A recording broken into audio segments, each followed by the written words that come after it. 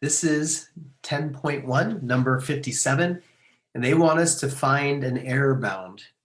If we're approximating e to the 0.25 power using a Taylor polynomial of order 4. So the error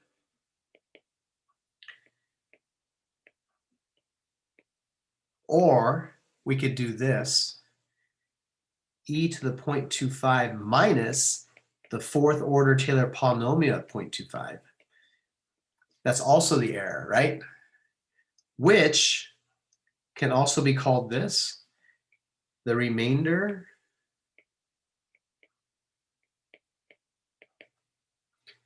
You all agree with that? Do I need an absolute value on my remainder? I do, huh? I do. So let me rewrite this for you.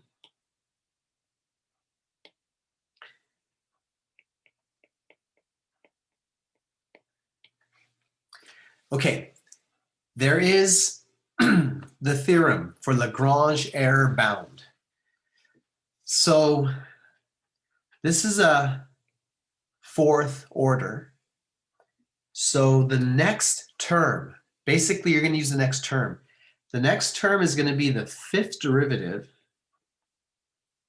at some point c, and we'll talk about that, absolute value, times x minus, in the centered at 0, to the fifth power over 5 factorial, but we need to put more. That's not it. It's going to be less than or equal to. But here is the deal, and I will explain to you. And I don't know why students hate this Lagrange error bound. They just despise it. And to me, it's not that hard. It's just the next term. Now, here's the secret. There's the theorem, I think it's the Taylor theorem, that says if you pick the right c, this is equal exactly to the error if you pick the right c. But we can't pick the c because we don't know what the c is. So therefore, we can't do that. But c, you have to know c is between the endpoint, the point being approximated, which is 0.25, and the center of the Taylor polynomial, and the center is 0. So c must be between 0 and 1/4, which is 0.25. Okay? Now, let me talk a little bit more. I'll probably start giving you some FRQs eventually, probably. And that's inclusive, so I do need equal signs here. And then that. Now the way the book does it slightly different. The book does this, m, x minus 0 to the fifth over 5 factorial, where they say m is greater than or equal to the fifth derivative, where c is between 0 and 1/4. Now, this is very disturbing because, yeah, let me separate this out. It's the max of that. I don't want you to get that confused with that. Okay, so conceptually, I'll try to summarize this. Let me move some stuff around on my screen. If I knew the right c to use, I could find the exact error, but I don't know the c. So instead, I said, I'm going to pick a number bigger than this for all the c's from 0 to 0.25. I'm going to pick a number bigger. And that's what this is saying. Pick a number that's bigger than the fifth derivative for all the c's from 0 to 1/4. So this is the other way that you can write it. So you can use this instead, which is this, but this is written in shorter notation, shorthand kind of. You follow that? Okay, so I'm going to erase the second one. I don't like it because it's a lot more writing. And I think the top one's more compact. So let's start putting in stuff. My function is e to the x. You should be able to see that. The center is 0. Did they tell us that? They better. Let me see if they told us that. No. So I get to choose my center. I choose 0 because it's a lot easier.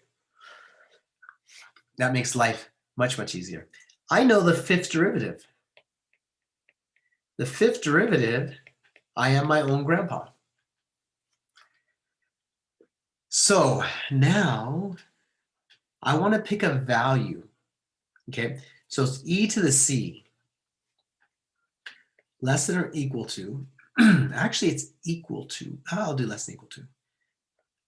The maximum value, and c must be between 0 and 1/4 of e to the c, and x, I already know that, that's 1/4 to the 5th over 5 factorial. Now, I'm going to say less than. How do we do this? Do you agree this is biggest at 1/4? Right? Because e to the c is exponential. The farther right you go, the bigger it is. So I'm going to replace this with e to the 1/4. And I don't need the absolute value because that's positive. And then 1/4 to the 5th. So I'm going to rewrite this as 5 factorial over 4 to the 5th power. Now here is the problem. And I did a problem similar to this. Actually, I'm going to do a less than here. Here, I'm trying to estimate that. So how can I use that very value in my answer? I can't figure that out. So we're going to pick a value for e that's nicer. E is 2.7, right? If you wanted to, you could do 3 to the 1/4 over 5 factorial 4 to the 5th.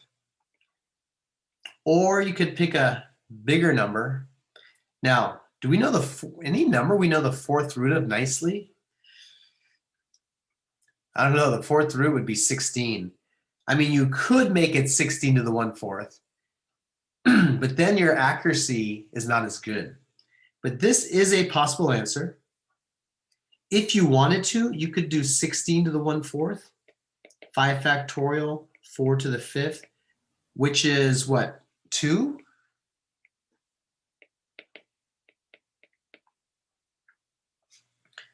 So basically, you know your error is bounded by this, but since this is bigger, we know our error is still smaller than this.